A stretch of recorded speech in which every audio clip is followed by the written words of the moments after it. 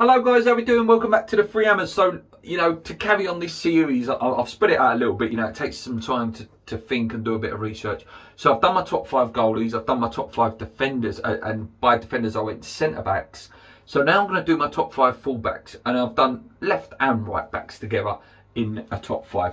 There's been some fantastic fullbacks in my lifetime, and there's been fantastic fullbacks before my lifetime, but this video is just my lifetime, the fullbacks, and this is my top 5 West Ham fullbacks in my lifetime. In at number 5, do you know what? I am going to put him in there this season. Vladimir Soufal. He's been fantastic. What value for money? £5 million. Arguably one of the best right backs in the league. There's question marks on whether he could play right wing back and not as effective, but as a right back, wow. Very hard to go past.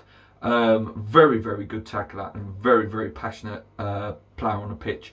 A real leader, really gets West Ham, and I'm hoping he goes on and carries this form on, and and we don't have a Sebastian Schemmel sort of occurrence, a player that was amazing the first year at West Ham that he was there, and won Hammer of the Year.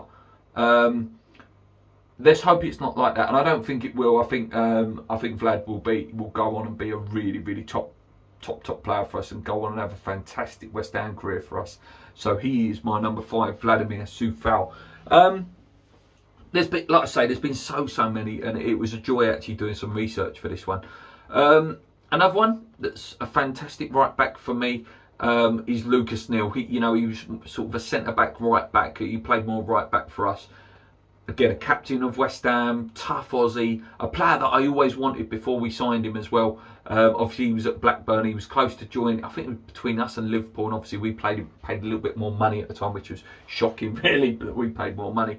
I was a massive fan of him. He was such a leader, such a real tough Aussie fullback. He was just a magnificent player. Such a really good on the ball as well for a centre back. For a right back as well. Not the fastest in the world, but I just like the fact that it was that leadership quality. He dragged people. Do you know what I mean? He was real leader, proper winner. Top player for his country as well. So Lucas Neal is my number 4. Going over to left side now. In at number 3, I'm gonna say Stuart Pearce. Played for us for a couple of years, and his age at the time was something like about 34, 35. He's not just a West Ham sort of great in terms of left-sided players. He is at England great as well. This was a true leader, and he's back at the club now in his second stint as part of the management team. If Stuart Pearce is going in for a tackle with you, you move away. Because this man was hard as nails. He broke his leg a couple of times at West Ham. He won Hammer of the Year. He scored one of the goals that it lives in my memory forever, and will live in my memory forever, against Tottenham in the FA Cup. A game we went out of that day. But that is one of the maddest I've ever gone for a goal, when Stuart Pearce put that free kick in. It was just absolute bodies and scenes everywhere. He was a true like old school, no nonsense, played for the game, not for the money. Absolute hero. I'm so glad he's back on the West Ham team. He always speaks so highly of West Ham. You can tell he loves his job. So yeah, he has to go in at number 3 for me. I know he didn't play there long, and there are some other names in there that potentially could have maybe got in there. But he's a top player. Top player. A few honourable mentions. Scotty Minto, left back. He was there when like Trevor Sinclair was there, and Paolo Di Canio was there. I remember he used to link up really well with Paolo. Scotty Minto, obviously big Sky pundit there, does all the championship stuff. He was a decent little fullback.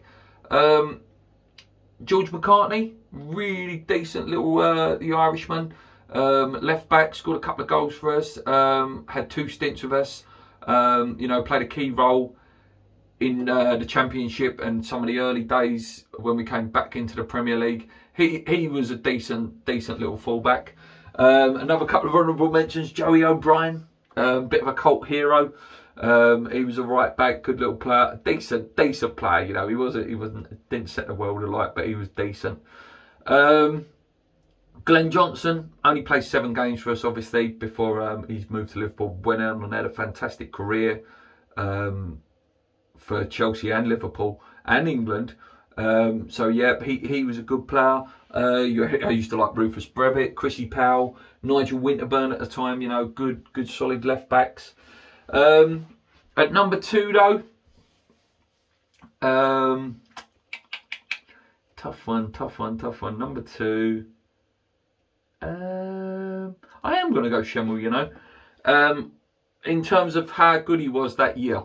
You know, there's some other names in there, you know, Repka and players like that, and Guy Demel, Ilunga, players like that. But yeah, I think in terms of, you know, if I'm just looking at one season and how good he is over that one season to the other players on that list, I think Schemmel was outstanding that one year he was at West Ham. Listen, his career did go downhill. Whatever happened, I do not know.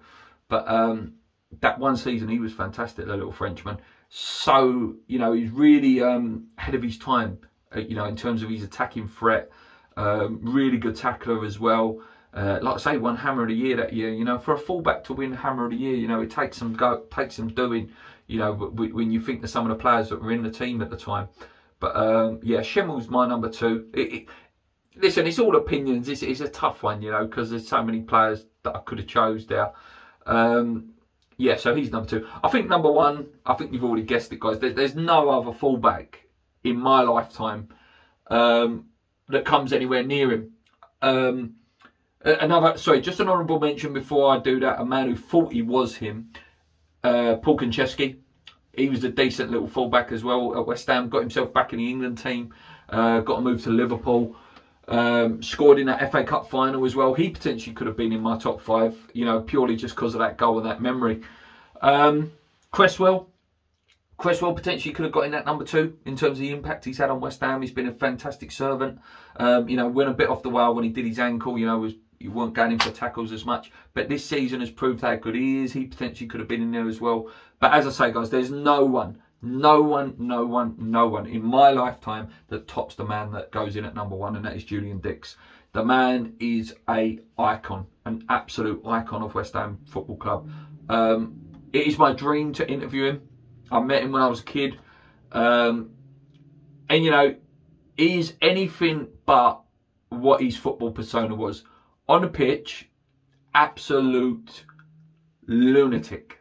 You know, one of the toughest, hardest tacklers you ever see. Alan Shearer put him 2nd, I believe. 2nd or 3rd in his hardest men to ever play in the Premier League. An absolute wand of a left foot. Absolute wand of a left foot. You know, just rocket, you know.